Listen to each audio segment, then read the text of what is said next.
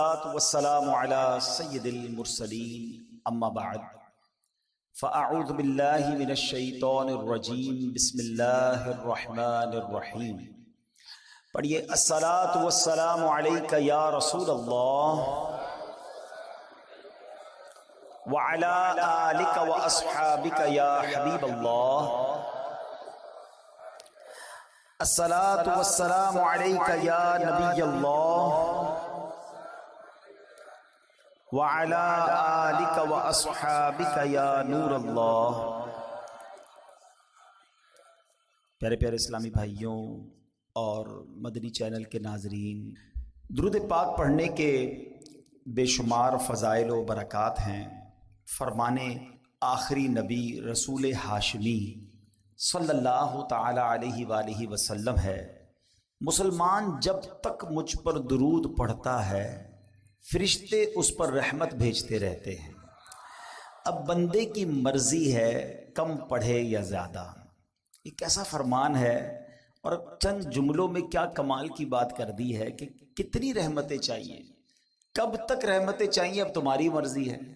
جتنا پڑھنا ہے تمہیں کم پڑھنا ہے تو کم پڑھو، یا زیادہ پڑھنا ہے تو زیادہ پڑھو. مثال دیتا ہوں، دنیاوی مثال ہے چوٹ کرنے کے لیے، کہ کوئی بندہ آپ کے سامنے کھڑا ہو جائے، ہاتھوں میں اس کے پیسوں کی گڈیاں ہوں، ہزار ہزار کے نوٹ ہوں، کہتا جائے جتنے درود پڑھو اتنے 1000 روپے دوں گا. اب تمہاری مرضی ہے کتنے پڑھنے ہیں.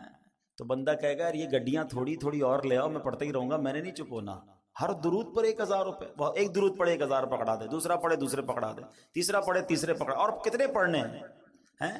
ہم کہیں گے باقی سارے کام ختم، اتنے سارے پیسے مل جائیں گے. نبی پاک نے کیا خوبصورت بات کی ہے کہ بندے کی مرضی، جب تک درود پڑھتا رہے گا رحمتیں برستی رہیں گی. مجھے سچ بتاؤ، دنیا کے 1000 2000 5000 لاکھ 2 لاکھ کیا بیچتے ہیں میرے اللہ کی رحمت کے آگے؟ جس کے ساتھ رحمت الہی ہو جائے اس کے تو سارے غم دور ہو جائیں گے نا. اصل میں ہم لوگ ہیں فوری رزلٹ چاہنے والے لوگ. ہمیں لگتا ہے یار ابھی درود پڑھا ملا تو کچھ نہیں ہے. دنیا میں جو چیز فوراً ملتی ہے بندہ فوراً وہ کام کرتا ہے. دیکھیے یاد رکھیے، کچھ معاملات وہ ہیں جن پر ہمارا ایمان اور یقین ہونا بہت ضروری ہے. ہمارا پورا جو اسلام ہے نا، وہ آپ اگر دیکھیں تو ہم غیب پر ہی تو ایمان لائے ہیں. ہم اللہ پر ایمان لائے ہیں، اللہ کو دیکھا تو نہیں ہے. ہم رسولوں پر ایمان لائے ہیں، ہم نے رسولوں کو بھی نہیں دیکھا. ہم نے قرآن پاک نازل ہوتے ہوئے بھی نہیں دیکھا، ہم نے یہ بھی مان لیا یہ قرآن آسمانی کتاب ہے، اللہ کی کتاب ہے. قیامت دیکھی نہیں اس پر ایمان ہے، دوزخ دیکھی نہیں، جنت دیکھی نہیں، اتنی ساری غیب کی چیزوں پر ایمان ہے. اور انسٹنٹلی فوری طور پر جو رزلٹ آتا ہے وہ فوراً کرتے ہیں. جو نبی پاک کے سچے وعدے ہیں اس پر بعض اوقات عمل نہیں کرتے. ڈاکٹر کہتے کہ جناب اب تم نے چکناٹ کھانی ہے، یا اب تم نے کوئی میٹھی چیز کھانی ہے تو تمہارے ہارٹ کو پرابلم ہو جائے گا. نظر اندر نہیں آ رہا ہمیں، چونکہ ڈاکٹر کہہ رہا ہے تو مان جاتے ہیں. حالانکہ میٹھا کھانا حلال، چکنائی والی چیز کھانا حلال، جائز اگر ہے تو حلال ہے. ہم حلال کھانوں سے رک جاتے ہیں اس لیے کہ ڈاکٹر کہہ رہا ہے، اور حرام چیزوں سے نہیں رکتے حالانکہ نبی پاک فرما رہے ہیں. سوچ کا ڈفرنس دیکھیں. ہم یہ سوچتے ہیں کہ ہارٹ اٹیک نہ ہو جائے، مگر یہ نہیں سوچتے کہ ایمان پر اٹیک نہ ہو جائے. ہم یہ سوچتے ہیں کہ تھوڑی سی محنت کرتا ہوں تو پیسے مل جاتے ہیں. ہم یہ کیوں نہیں سوچتے کہ تھوڑی سی محنت کروں تو جنت مل سکتی ہے. یہ کسی کو درود پاک کوئی دیکھ لینا، جتنے درود پڑھیں اتنی رحمتیں ہیں. کتنا پڑھنا چاہیے تھا؟ ذرا مل کر کہیے سبحان اللہ، الحمدللہ، اللہ اکبر. کتنی دیر لگی؟ 15-20 سیکنڈ. کیا کما لیتے ہو؟ ذرا کبھی حساب کرنا، ایک دن میں 15-20-25 سیکنڈ میں کیا کما لیتے ہیں ہم؟ کچھ بھی نہیں. مگر اللہ نے نیکیاں کمانا ہمارے لیے کتنا آسان، اور کتنی بڑی بڑی نیکیاں. حدیث پاک کا مضمون ہے جو ایک بار سبحان اللہ کہے جنت میں درخت لگا دیا جاتا، ایک بار الحمدللہ کہے جنت میں درخت لگا دیا گا، ایک بار اللہ اکبر کہے جنت میں درخت لگ جاتا. کتنے درخت لگانے چاہیے تھے، لیکن پھر بھی نہیں. تھوڑی دیر تک جذبہ آتا ہے، بندہ تسبیح نکالتا ہے، پھر بھول جاتا ہے، پھر دنیا میں لگ جاتا ہے، پھر موبائل میں لگ جاتا ہے، پھر سوشل میڈیا ہے اور ہم ہیں اور غفلتیں ہیں. نہ کریں ایسا. زندگی بڑی مختصر ہے، اچانک چلے جائیں گے، میں بھی چلا جاؤں گا، آپ بھی چلے جائیں گے. اللہ کرے یہ ذہن بن جائے کہ بس خوب نیکیاں کما کر جانا ہے. اتنی نیکیاں لے کر جاؤں کہ جب قیامت کے دن جاؤں تو شرمندگی نہ اٹھانی پڑے۔ اللہ ہمیں کثرت سے ذکر و درود کرنے کی توفیق عطا فرمائے۔ آئیے مل کر محبت کے ساتھ بآواز بلند درود پاک پڑھ لیں۔ صلو علی الحبیب صلی اللہ تعالی علی محمد صلی اللہ علیہ وسلم۔ ورد لب ہر دم درود و سلام ہو، ورد لب ہر دم درود و سلام ہو، یا شہ عرب و عجم کر دو کرم آمین۔ پیارے اسلامی بھائیوں، قرآن مجید فرقان حمید ہر پارہ، ہر رکوع، ہر سورت، ہر آیت اور ہر لفظ ہمارے لیے اللہ کی بہت بڑی نعمت ہے۔ قرآن کی شان سبحان اللہ، یہ کلام اللہ ہے، یہ سب سے بڑا نبی پاک علیہ السلام کا معجزہ ہے، اور یہ ہم پر اللہ کریم کا بہت بڑا انعام ہے۔ قرآن کے اتنے فضائل ہیں کہ میں ساری رات اگر صرف قرآن کی فضیلتیں ہی بیان کرتا رہوں تو ختم نہیں ہوگا، مگر ایک جملہ مولائے کائنات شیر خدا کرم اللہ تعالی وجہ الکریم کا اتنا کمال کا ہے کہ جس کو کہتے ہیں دل کے تار چھیڑ دیتا ہے۔ آپ کیا خوبصورت انداز میں قرآن کو سمجھاتے ہیں، شیر خدا ہے نا، علم کا، وہ کہتے ہیں نا نبی پاک فرماتے ہیں میں علم کا شہر ہوں اور علی اس کا دروازہ ہے، تو باب علم ہے نا۔ کہتے ہیں جب میرا جی چاہتا ہے کہ رب مجھ سے بات کرے، کتنی بڑی بات ہے، اللہ سے ہم کیسے بات کر سکتے ہیں؟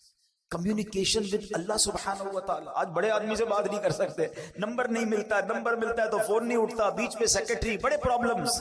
اللہ سے بات کرنی ہے اور اللہ ہم سے بات کرے، کتنا کمال کا جملہ ہے۔ فرماتے جب میرا جی چاہتا ہے رب مجھ سے بات کرے، میں قرآن پڑھنے لگ جاتا ہوں، اور جب جی چاہتا ہے میں رب سے بات کروں، میں دعا کرنے لگ جاتا ہوں۔ ان دونوں کاموں میں کوئی زیادہ مشکل نہیں ہے۔ قرآن کیا ہے؟ کلام اللہ ہے نا، اللہ کا کلام ہے، تو گویا رب تم سے کلام کر رہا ہے، اور جب تمہیں رب سے بات کرنی ہے تو ہاتھ اٹھاؤ اور دعا مانگنا شروع کر دو، تم رب سے بات کرنا شروع کر دو گے۔ تو کلام اللہ کی تو کیا بات ہے۔ آج کلام الہی کے ایک سورت، یعنی میں بتانا یہ چاہ رہا ہوں کہ قرآن مجید فرقان حمید کا ہر لفظ، ہر آیت اور ہر سورت کیا کمال کا معنی رکھتی ہے، اور کتنے شاندار میسیجز ہیں۔ آج قرآن پاک کی ایک بڑی مختصر سورت ہے، مگر اس سورت میں ہمارے لیے کیا کیا میسیجز ہیں اور کیسا دل ہلا دینے والا پیغام ہے۔ آئیے آج وہ آپ کو بتاتا ہوں۔ خادم مصطفیٰ صحابی رسول حضرت انس بن مالک رضی اللہ تعالیٰ عنہ فرماتے ہیں کہ پیارے آقا مکی مدنی مصطفیٰ صلی اللہ تعالی علیہ وآلہ وسلم کی مبارک عادت تھی کہ اگر کوئی صحابی 3 دن تک بارگاہ رسالت میں حاضر نہ ہوتے تو آپ ان سے متعلق پوچھتے کہ وہ کہاں ہیں، اور اگر وہ سفر پر ہوتے تو ان کے لیے دعا فرماتے، اگر مدینہ پاک میں ہوتے تو ان سے ملاقات کے لیے تشریف لے جاتے، اگر کوئی صحابی بیمار ہوتے تو میرے آقا ان کی عیادت کے لیے تشریف لے جاتے۔ ایک بار کا واقعہ کہ ایک انصاری صحابی رضی اللہ تعالیٰ عنہ 3 دن تک بارگاہ رسالت میں حاضر نہ ہوئے۔ نبی پاک علیہ الصلوۃ والسلام نے صحابہ سے پوچھا کہ وہ کہاں ہیں، نظر نہیں آ رہے؟ کہا حضور وہ تو شدید بیمار ہیں۔ یہ خبر سن کر سردار انبیاء محبوب خدا صلی اللہ تعالی علیہ وآلہ وسلم نے حضرت ابوبکر صدیق اور حضرت عمر فاروق اور چند دیگر صحابہ کو لیا اور ان کی عیادت کے لیے تشریف لے گئے۔ آئے ہائے، صحابی کی قسمت تو دیکھو، آقا بھی جا رہے ہیں، صدیق اکبر بھی جا رہے ہیں، عمر فاروق بھی جا رہے ہیں، سر بالی انہیں رحمت کی ادا لائی ہے، سر بالی انہیں رحمت کی ادا لائی ہے، حال بگڑا ہے تو بیمار کی بن آئی ہے۔ اب کیا ہوا؟ آقا علیہ الصلوۃ والسلام آخری نبی رسول ہاشمی صلی اللہ تعالی علیہ وسلم نے اپنے پیارے صحابی کو دیکھا، واقعی شدید بیمار تھے۔ آپ نے خوبصورت اور پیارے انداز میں تیمارداری فرمائی، احوال پوچھا، حال پوچھا، تو اس صحابی نے اپنا حال عرض کرتے ہوئے اپنی بیماری کا ایک بڑا کمال کا واقعہ بتایا کہ بیمار ہوا کیسے میں۔ کہتے حضور بات یہ ہے کہ ایک روز میں مغرب کی نماز میں آپ کی مسجد میں حاضر ہوا، آپ نماز پڑھا رہے تھے، میں آپ کے پیچھے نماز پڑھ رہا تھا، اور آپ نے اس روز نماز میں سورہ قارعہ کی تلاوت کی۔ قرآن پاک کے 30वें पारे में ये सूरत है, सूरह कारिआ। हुजूर आपने तिलावत की, उस तिलावत को सुनकर नमाजी के अंदर मुझ पर ऐसा खौफे खुदा का गलबा हुआ, मैंने दुआ की, ए अल्लाह मुझे दुनिया ही में आजमाइश में डाल दे, आखिरत में आजमाइश में ना डालना। हुजूर बस वो दुआ करना है और मेरी ऐसी हालत हो गई है, मैं बीमारी में आ गया हूं, आजमाइश में आ गया।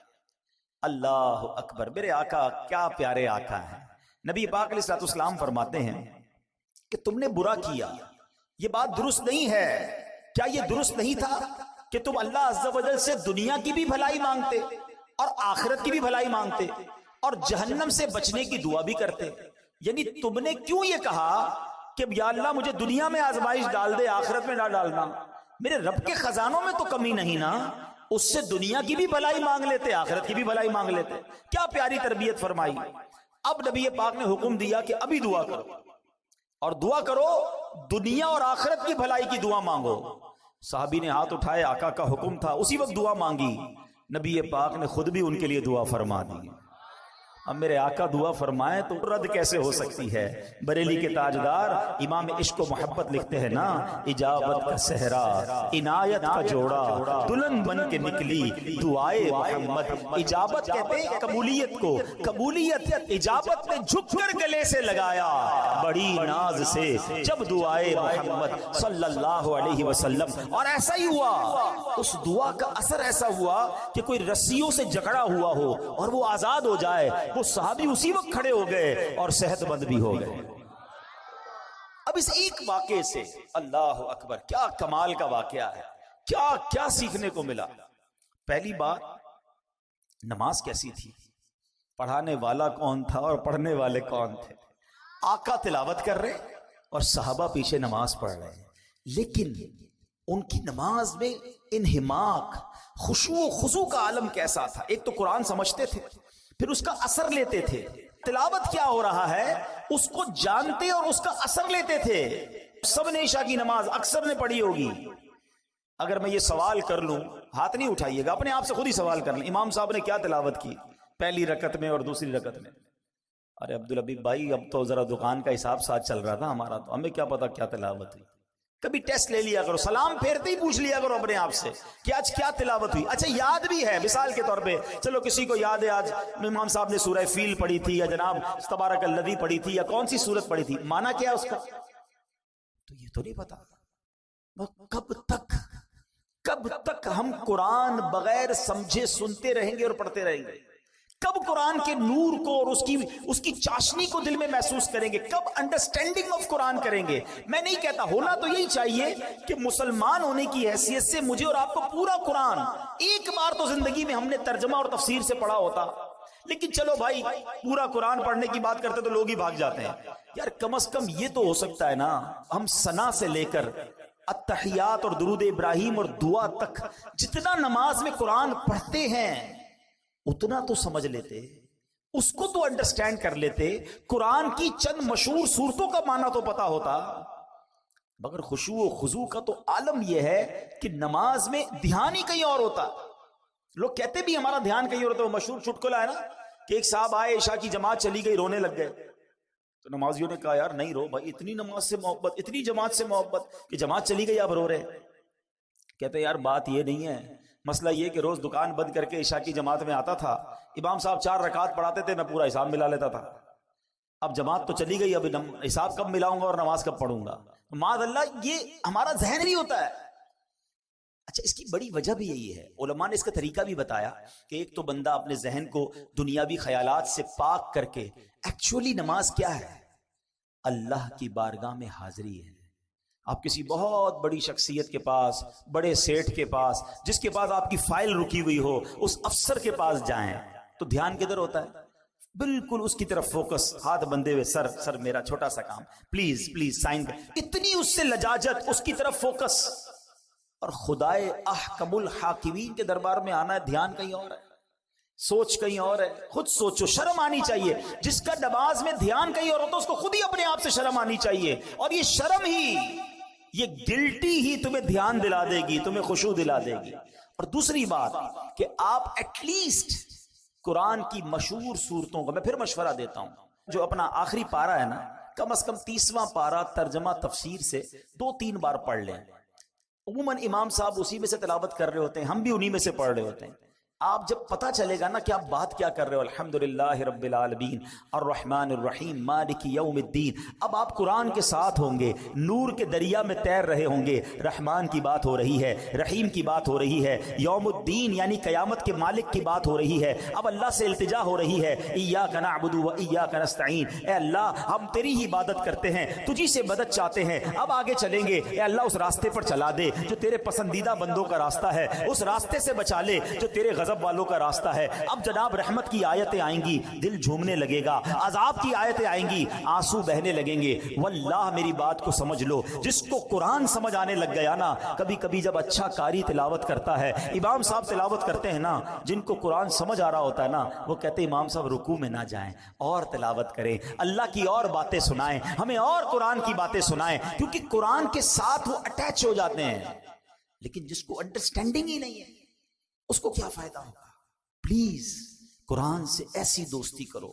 اور میں آپ کو کوئی بہت بڑا کام نہیں بتا رہا، کم از کم 30واں پارا ترجمہ تفسیر، اب تو صراط الجنان آ گئی ہے، حاصل کر لے، پڑھ لیں، آپ کی زندگی بدل جائے گی. واللہ جس کو نماز سمجھ آنے لگ جائے گی، اس کو نماز کا مزہ ہی اور آتا ہے. سبحان ربی العظیم جب وہ کہتا ہے اور وہ سمجھتا ہے کہ میں عظیم رب کی تعریف کر رہا ہوں، تو بعض اوقات تو آنکھوں سے آنسو نکلتے ہیں. سجدے میں جا کر سر جھکا کر سبحان ربی العالی جب دل کی گہرائیوں سے بندہ ادا کرتا ہے، تو اللہ کو گویا یہ کہہ رہا ہوتا ہے، اے اللہ سر بھی تیرے دربار میں جھکا دیا، اب میں نے سب کچھ تیرے دربار میں جھکا دیا ہے، اپنا سراپا تیرے بارگاہ میں جھکا دیا ہے. اے اعلیٰ رب، اے مالک، اے خالق، اے سب سے بڑے مولا، اب مجھ پر نگاہ رحمت فرما دے. پھر بندہ اس کیفیت سے نماز پڑھتا ہے. تو اگر نماز کا لطف لینا چاہتے ہو تو نماز کو سیکھیں، نماز کو انڈرسٹینڈ کریں، نماز کے اندر جو قرآن ہے کم از کم اس کو جانیں. صحابی رسول نے سورہ قارعہ سنی، دل کی کیفیت بدل گئی، خوف خدا میں مبتلا ہو گئے.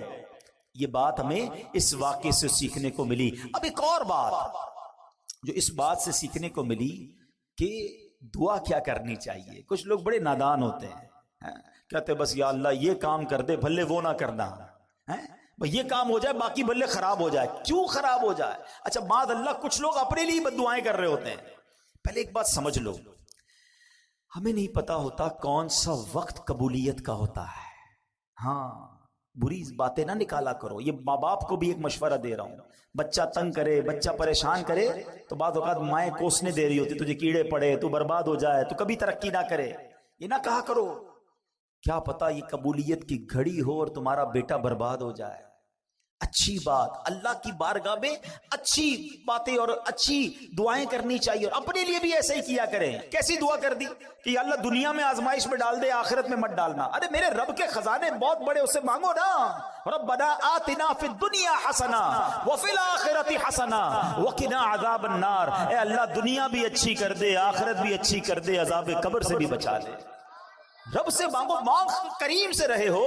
ہمارے پاس پیسے تھوڑے ہوتے ہیں، ہمارے اور آپ کی اتھارٹی تھوڑی ہے، ہمیں لگتا ہے یار اس سے ایک چیز مانگوں گا دے دے گا، دو مانگوں گا دے نہیں سکے گا. بندہ کہتا ہے ایک ہی لے لو یار. دنیا والوں میں چلتا ہے.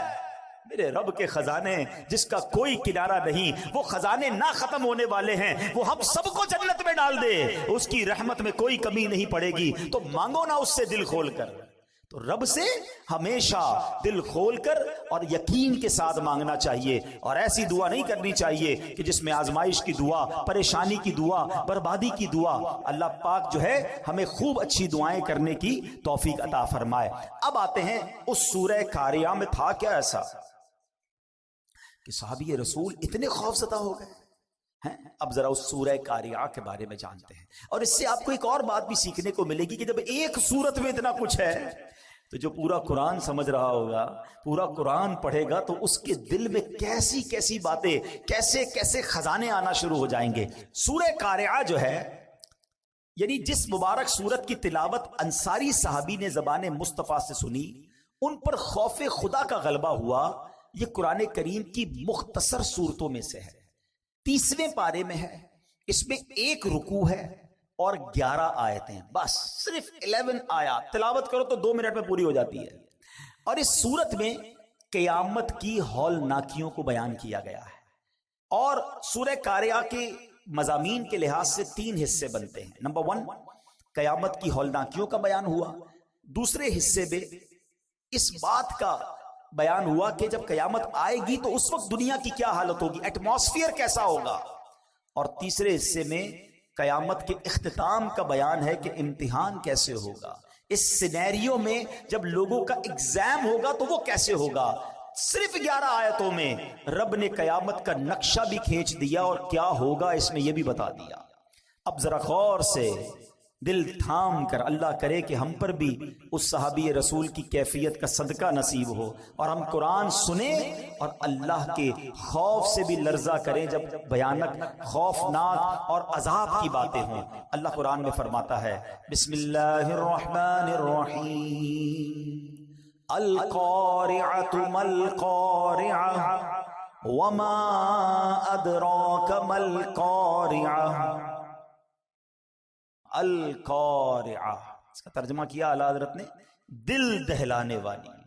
مل قارعہ کیا وہ دل دہلانے والی، وما ادراک مل قارعہ اور تم نے کیا جانا کیا ہے وہ دل دہلانے والی۔ 3 بار ایک ہی بات، القارعۃ مل قارعہ وما ادراک مل قارعہ۔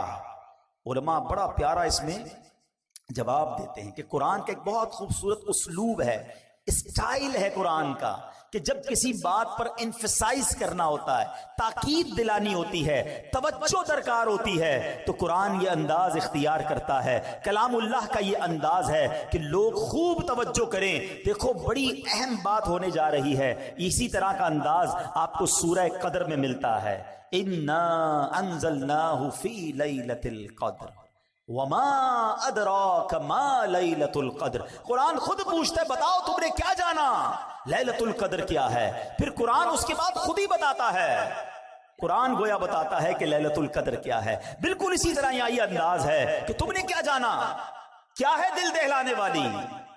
اب القارعہ کس کو کہتے ہیں؟ مفسرین لکھتے ہیں کہ قارعہ قیامت کے ناموں میں سے ایک نام ہے۔ یہ لفظ کرعن سے بنا ہے، ایک چیز کو دوسری چیز پر اس زور سے مارا جائے کہ اس سے گرجدار آواز پیدا ہو، اس کو کرعن کہتے ہیں۔ یہ آواز جتنی زوردار اتنی ہی دل دہلانے والی ہوتی ہے۔ اگر آدمی غفلت میں ہو، اپنے دھیان میں بیٹھا ہو اور اچانک کوئی آواز آ جائے، مثال کے طور پہ اللہ نہ کرے کچھ زوردار دھماکہ سنائی دے، ہمارا دھیان کہیں اور ہو، فوراً انسان گھبرا جاتا ہے، گاڑی میں جا رہا ہے کوئی بڑا ہارن بجا دے بندہ ہل جاتا ہے۔ اچانک آنے والی آواز جو ہے وہ دل دہلا دیتی ہے۔ اب ذرا غور کیجئے کہ ہوگا کیا، ان مثالوں کو تصور میں رکھیے اور قیامت میں کیا ہوگا۔ فرمایا تاجر کاروبار میں مصروف ہوں گے، nobody knows، پتہ بھی نہیں ہوگا، کسی کو پتہ نہیں ہوگا۔ تاجر کاروبار میں مصروف ہوں گے، خواتین گھر کے کام کاج میں مصروف ہوں گی، کسان کھیتوں میں مصروف ہوں گے، کوئی کھانا کھا رہا ہوگا، کوئی اپنے دوستوں کے ساتھ باتیں کر رہا ہوگا۔ اس وقت اچانک ایک زوردار زلزلہ برپا ہوگا، پوری زمین ہل جائے گی، آسمان پھٹ جائیں گے، ستارے بارش کی طرح زمین پر جھڑ پڑیں گے، بلند و بالا پہاڑ ٹوٹ جائیں گے، بڑے بڑے سیارے آپس میں ٹکرا کر ریزہ ریزہ ہو جائیں گے۔ ذرا تصور تو کیجئے وہ کیسا ہولناک دھماکہ ہوگا، کیسا زلزلہ ہوگا، اس وقت دل کیسے دہل جائیں گے، کیسی بدحواسی ہوگی۔ اور یہ دن آنا ہے، قرآن نے ایک اور جگہ اس کو بیان کیا، ان زلزلۃ الساعۃ شیء عظیم یوم ترونها تذہل کل مرضعۃ عما ارضعت وتضع کل ذات حمل حملها وترى الناس سکارى وما هم بسکارى۔ قرآن کیا کہتا ہے سنو، بے شک قیامت کا زلزلہ بہت بڑی چیز ہے، جس دن تم اسے دیکھو گے تو حالت یہ ہوگی کہ ہر دودھ پلانے والی اپنے دودھ پیتے بچے کو بھول جائے گی، ماں دودھ پیتے بچے کو بھول جائے، اتنی گھبراہٹ ہوگی۔ ہر حمل والی اپنا حمل ڈال دے گی، جس کا حمل ہوگا نا پریگننٹ ہوگی، اس کا حمل گر جائے گا، اتنا خطرناک وہ خوف ہوگا۔ فرمایا تو لوگوں کو دیکھے گا جیسے نشے میں ہیں، حالانکہ وہ نشے میں نہیں ہوں گے، بدحواسی ہوگی، گھبراہٹ ہوگی. یہ قیامت کا سینیریو ہے، یہ قیامت کا حال ہوگا. یہ ہے قارعہ. جبھی قرآن کہتا ہے وما ادراک مل قارعہ، تم نے کیا جانا، تمہیں کیا معلوم قارعہ کیا ہے. اب ذرا غور کیجئے گا، قرآن نے صرف 3 آیتوں میں ایک منظر کشی کی کوسچن کریٹ کیا. اب قرآن بتا رہا ہے ہوگا کیا. سنو اس دن سینیریو کیا ہوگا، گھبراہٹ کیسی ہوگی. یوم یکون الناس کالفراش المبثوث. قرآن کہتا ہے جس دن آدمی پھیلے ہوئے پروانوں کی طرح ہوں گے. آپ نے دیکھا ہوگا جب بارشیں وغیرہ ہوتی ہیں تو پروانے آتے ہیں، بارشوں میں زیادہ آتے ہیں، اور وہ چھوٹے چھوٹے کیڑے کی طرح ہوتے پر اڑتے مکھی کی طرح، اور کوئی ادھر جا رہا ہوتا ہے، کوئی ادھر جا رہا ہوتا ہے، کوئی ٹکرا کے گر رہا ہوتا ہے، لائٹ سے ٹکرا رہے ہوتے ہیں، کوئی ڈائریکشن نہیں ہوتی ہے، ادھر ادھر بدحواسی ہوتی ہے پروانوں میں. قرآن نے مثال دی کہ لوگ ایسے ہوں گے جیسے پروانے، کوئی ادھر بھاگ رہا ہوگا، کوئی ادھر بھاگ رہا ہوگا، ہر کوئی گھبرایا ہوا ہوگا، بالکل ہوش و حواس نہیں ہوگا. یہ تو لوگوں کا حال ہوگا. اب قرآن اگلی آیت میں کہتا ہے وَتَكُونُ الْجِبَالُ كَالْعِهْنِ الْمَنْفُوشِ. یہ پہاڑ جو ہے نا دنیا کی طاقتور ترین چیز ہے. آپ نے دیکھا ہوگا کتنے بڑے بڑے پہاڑ ہیں، اتنے دیو ہیکل جس کو کہا جاتا ہے پہاڑ. یہ پہاڑ ہلاؤ تو ہلتے نہیں ہیں، کتنے سال لگتے ہیں پہاڑ کو توڑنے میں. ہمارے سائیڈ ایریا وغیرہ میں پہاڑوں کو توڑ کے روڈ بنائے گئے تو ہم دیکھتے تھے سالوں لگتے تھے، ڈائنامٹ سے اڑانا پڑتا تھا، مگر تھوڑا سا حصہ ہلتا ہے اس کا.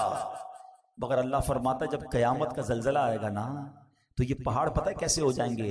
وَتَكُونُ الْجِبَالُ كَالْعِهْنِ الْمَنْفُوشِ. کہ کہا پہاڑ رنگ برنگی دھنکی ہوئی اون کی طرح ہو جائیں گے. یہ ہمارے علاقے میں بھی آپ نے دیکھا ہوگا وہ رضائی بنانے والے کو، رضائی بنانے والا آپ نے دیکھا ہوگا ڈنڈی مارتا ہے رضائی پہ جب بنا رہا ہوتا تو اون جو ہے نا، اون روئی وہ اڑتی ہے. قرآن کہتے ہیں جیسے یہ روئی اڑتی ہے نا ایسے پہاڑ اڑ رہے ہوں گے. صرف 2 آیتوں میں ہمارے سامنے قیامت کا نقشہ آ گیا کہ لوگ بدحواس ہوں گے. یوم یکون الناس کالفراش المبثوث. اور پہاڑ کیسے ہوں گے وَتَكُونُ الْجِبَالُ كَالْعِهْنِ الْمَنْفُوشِ. کہ پہاڑ تو اون کی طرح اڑ رہے ہوں گے. اب ہمارا کیا ہوگا؟ یہی خوف بہت تھا نا. نہیں ابھی تو بات شروع ہوئی ہے. اب ذرا انڈرسٹینڈ کرو بات کو. اللہ نہ کرے کوئی اچانک آفت آ جائے، کوئی ٹینشن آ جائے، زلزلہ آ جائے اور آپ بھاگ رہے ہو اور کوئی بندہ آپ کو روکے یار رکو ذرا بتاؤ تم نے آج دن کیسے گزارا ہے. آپ کہیں گے اللہ کے بندے حالت دیکھ رہے ہو، اتنی بڑی ٹینشن میں تم مجھ سے سوال کر رہے ہو. مگر سنو اتنے خطرناک ماحول میں ہم سب سے سوال کیے جائیں گے. 1-2 دن کے لیے نہیں، پوری زندگی کا حساب بھی اسی حالت میں دینا ہوگا. اب آگے قرآن کیا کہتا ہے سنو. اللہ اکبر. میں آگے آیت لے جانے سے پہلے ذرا مزید قیامت کیسے آئے گی میرے آقا مدینے والے مصطفیٰ صلی اللہ علیہ وسلم نے بڑی ڈیٹیل میں صحابہ کرام کو بتایا. آقا علیہ السلام فرماتے ہیں بے شک اللہ پاک نے زمین و آسمان بنانے کے بعد سور کو بنایا اور حضرت اسرافیل علیہ السلام کو عطا فرما دیا. ہم نے یہ بچپن سے سنا ہے کہ حضرت اسرافیل سور پھونکیں گے. آج ڈیٹیل میں سن لو وہ سور ہے کیا اور وہ کتنا بڑا ہے. تو حضرت اسرافیل کے بارے میں نبی پاک فرماتے ہیں کہ حضرت اسرافیل سور کو اپنے منہ میں لیے ہوئے ہیں اور عرش الہی کی طرف دیکھ رہے ہیں کہ اور انتظار میں ہیں کہ سور پھونکنے کا کب حکم دیا جاتا ہے. یعنی وہ ریڈی بیٹھے ہیں، تیار ہیں، جب رب کی طرف سے حکم آنا ہے حضرت اسرافیل نے سور پھونک دینی ہے. حضرت ابو ہریرہ فرماتے ہیں میں نے عرض کی یا رسول اللہ صلی اللہ علیہ وسلم یہ سور ہے کیا؟ کیا بات ہے صحابہ کرام کی، اتنے سوالات کر لیے، اتنے ڈیٹیل کوئسچن کر لیے، ہمیں سمجھنا آسان ہو گیا. سنو نبی پاک فرماتے ہیں آج ڈیٹیل میں سمجھ لو. آقا نے فرمایا ایک نورانی سینگ ہے. عرض کی گئی حضور کتنا بڑا ہے؟ فرمایا بہت بڑا ہے. اس ذات کی قسم جس کے قبضے میں میری جان ہے، سور کا دائرہ زمین و آسمان کی چوڑائی جیسا ہے. اتنا بڑا، یوں سمجھیے. اب اس کو نارمل زبان میں سمجھانے کے لیے وہ ہارن جس طرح ہوتا ہے، ایک پائپ جس طرح ہوتا ہے، سور اس طرح کا ہے مگر وہ اتنا بڑا ہے کہ اس کا جو دائرہ ہے وہ زمین و آسمان کی چوڑائی جیسا ہے. اور حضرت اسرافیل کو اللہ کریم 3 بار سور پھونکنے کا حکم فرمائے گا. یہ سور 3 بار پھونکا جائے گا، یاد رکھیے گا۔ نمبر 1، پہلی بار نفخہ فزع یعنی گھبراہٹ کی پھونک ہوگی۔ دوسری بار نفخہ صعق یعنی موت کی پھونک ہوگی، اور تیسری نفخہ قیام یعنی موت کے بعد دوبارہ اٹھائے جانے کی وہ پھونک ہوگی۔ یہ 3 بار حضرت اسرافیل جو ہے وہ سور پھونکیں گے۔ اور اب سنو کیا ہوگا۔ 3 بار جو سور پھونکی جائے گی نا، اس کی ڈیٹیل بھی نبی پاک نے بیان کی۔ فرمایا اللہ پاک حضرت اسرافیل کو جب پہلی بار سور پھونکنے کا حکم دے گا نا، اس کو فرمائے گا انفخ نفخۃ الفزع یعنی گھبراہٹ کی پھونک مارو۔ حضرت اسرافیل علیہ السلام پھونک ماریں گے۔ اب جب اس کی ہولناک آواز آئے گی نا، تو زمین و آسمان والے گھبرا اٹھیں گے۔ اللہ جسے محفوظ فرمائے، باقی لوگ گھبرا اٹھیں گے۔ اللہ پاک کے حکم سے حضرت اسرافیل اس آواز کو، اس پھونک کو اور لمبا کریں گے۔ اب اس کی ہولناکی سے پہاڑ ہلنے لگیں گے، بادل چلتے ہیں ایسے پہاڑ چلنے لگیں گے، ریزہ ریزہ ہو جائیں گے، شدید زلزلہ طاری ہو جائے گا۔ جیسا کہ اللہ پاک فرماتا ہے یوم ترجف الراجفہ تتبعها الرادفہ قلوب یومئذ واجفہ، جس دن تھر تھرانے والی تھر تھر آئے گی، اس کے پیچھے آئے گی پیچھے آنے والی، دل اس دن خوف زدہ ہو جائیں گے۔ ایک جگہ نہیں، قرآن میں جگہ جگہ قیامت کی منظر کشی کی گئی ہے، قیامت کا حال بیان کیا گیا ہے۔ نبی پاک علیہ السلام نے مزید فرمایا کہ اس وقت زمین سمندر میں پھنسی ہوئی اس کشتی کی طرح ہوگی جسے سمندر کے تھپیڑے لگتے ہیں، کشتی کے سوار کبھی اوندھے گرتے ہیں۔ اس وقت دودھ پلانے والیاں دودھ پیتے بچوں کو بھول جائیں گی، حمل والیوں کے حمل گر جائیں گے، بچے دہشت کے سبب بوڑھے ہو جائیں گے، شیطان زمین کے کناروں کی طرف بھاگیں گے، فرشتے مار کے انہیں پھر زمین کی طرف ڈال دیں گے۔ عجب کوہرام ہوگا، لوگ ادھر سے ادھر بھاگ رہے ہوں گے، ایک دوسرے کو پکار رہے ہوں گے۔ ابھی لوگ اسی حال میں ہوں گے کہ زمین پھٹ جائے گی۔ اب لوگوں پر ایسی کیفیت اور خوف اور دہشت طاری ہوگی کہ اللہ پاک ہی بہتر جانتا ہے۔ سنو، آسمان بھی گلی ہوئی چاندی کی طرح پھٹ جائے گا، سورج اور چاند بے نور ہو جائیں گے، اور آسمان کو اس کی جگہ سے کھینچ لیا جائے گا۔ یہ پہلی سور پھونکنے کے بعد حال ہوگا، اور یہ نبی پاک صحابہ کو بتا رہے ہیں۔ اب دوسری سور پھونکنے کا وقت آئے گا۔ آقا فرماتے ہیں اللہ پاک جب تک چاہے گا لوگ اس آفت میں، اس پریشانی میں مبتلا ہوں گے، پھر اللہ پاک حضرت اسرافیل علیہ السلام کو پھر نفخہ صعق یعنی سور میں موت کی پھونک مارنے کا حکم فرمائے گا۔ اس بار سور پھونکنے کے بعد آسمان والوں اور زمین والوں پر موت طاری ہو جائے گی۔ ہاں، جسے اللہ پاک چاہے گا اسے اس وقت موت نہیں آئے گی۔ اب ذرا خوبصورت کہتے نا اللہ کی، جس کو کہتے نا حاکمیت، رب کا جبار ہونا، قہار ہونا، مالک ہونا۔ اب ذرا الفاظ سنیے گا حدیث کے، ہلا دیتے ہیں، رونگٹے کھڑے کر دیتے ہیں الفاظ۔ سنو، اب حضرت ملک الموت اللہ رب العالمین کی بارگاہ میں عرض کریں گے یا رب، آسمان والے اور زمین والے تو سب موت کے گھاٹ اتر چکے، مگر جسے تو نے زندہ رکھا، اللہ پاک جانتا ہے، وہ تو خوب جانتا ہے کون زندہ ہے۔ فرمائے گا بتاؤ کون کون زندہ ہے؟ حضرت ملک الموت کہیں گے یا رب تو زندہ ہے اور تجھے کبھی موت نہیں آنی، تیرے سوا عرش اٹھانے والے فرشتے بھی زندہ ہیں، حضرت جبرائیل حضرت میکائیل بھی زندہ ہیں۔ حضرت اسرافیل کہیں گے مولا میں بھی زندہ ہوں۔ اب حضرت جبرائیل اور حضرت میکائیل پر بھی موت طاری کر دی جائے گی، وہ بھی موت کا مزہ چکھیں گے۔ پھر ملک الموت عرض کریں گے اے مالک، جبرائیل اور میکائیل بھی موت کا ذائقہ چکھ چکے۔ اللہ فرمائے گا اب کون زندہ ہے؟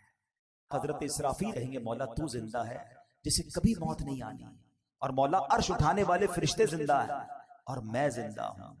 اللہ اکبر، پہلے عرش اٹھانے والے فرشتوں پر موت طاری کی جائے گی، اور پھر ملک الموت جو آخری بچیں گے ان پر بھی موت طاری کر دی جائے گی۔ اب کوئی نہیں ہوگا، اب دنیا میں کوئی باقی نہیں ہوگا، اور وہی رب واحد قہار باقی ہوگا۔ وہ بے نیاز ہے، اس کا کوئی باپ نہ اس کا کوئی بیٹا، وہی اول ہے وہی آخر ہے۔ اور اب اللہ کیا فرمائے گا؟ اچھا، اللہ اس وقت جو فرمائے گا نا وہ بھی رب نے قرآن میں بیان کر دیا ہے۔ کاش قرآن پڑھنے والے بن جاتے ہیں، سب کچھ موجود ہے قرآن میں۔ اللہ پتہ ہے کیا فرمائے گا؟ لمن الملک اليوم، آج کس کی بادشاہی ہے؟ اللہ اکبر. ان جملوں کی ہیبت کو اگر سمجھو نا, اللہ فرما رہا ہے جب دنیا میں کوئی باقی نہیں ہے, ان تمام متکبرین, ان تمام جابرین, ان تمام لوگوں سے خطاب ہوگا جو سمجھتے تھے کہ ہمارے دم قدم سے دنیا قائم ہے, ہم ہیں تو جناب فیصلے ہوتے ہیں, ہماری اتھارٹی ہے. اب اللہ فرمائے گا لمن الملک اليوم, آج کس کی بادشاہی ہے؟ اس وقت کوئی جواب دینے والا ہی نہیں ہوگا. اب اللہ خود ہی جواب ارشاد فرمائے گا, اور وہ جواب بھی قرآن میں موجود ہے. اللہ فرمائے گا للہ الواحد القہار, ایک اللہ جو سب پر غالب ہے. ہائے ہائے ہائے, میرا رب باقی رہنے والا ہے, وہ حی ہے, وہ قیوم ہے. پھر فرمایا میرے آقا نے زمین اور آسمان کو یوں لپیٹ لیا جائے گا جیسے کاغذ لپیٹتے ہیں. پھر اس زمین کی جگہ کوئی اور زمین بچھا دی جائے گی, آسمان کی جگہ اور آسمان بنا دیا جائے گا. اب اللہ پاک 3 مرتبہ فرمائے گا میں ہوں جبار, جسے میرا شریک ہونے کا دعویٰ ہے سامنے آئے.